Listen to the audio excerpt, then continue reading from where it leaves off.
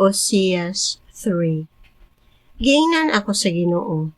Lakaw o higugma pag-usab ang usa ka babaye nga mananapaw nga hinigugma sa laing lalaki samas nga gihigugma sa Ginoo ang Israel bisag midangop sila sa ubang mga Dios ug gustong mohalad og pan nga sinagulag pasas ngadto sa mga Dios.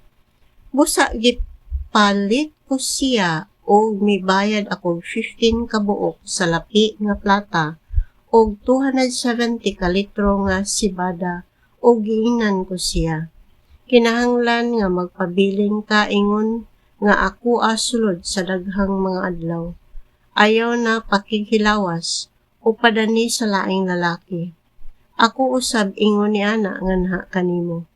Ingon usab ni ana ang mga Israelita, magpuyo sila sa sulod sa dugayng panahon nga dili makabaton og hari o pangulo. Walay halad o haliging halaran ug walay mga Dios nga gamiton sa pagtagna sa umaabot. Human niini ang mga Israelita mobalik pagdangop sa Ginoo nga ilang Dios ug ngadto sa usa ka kaliwat ni David nga ilang hari.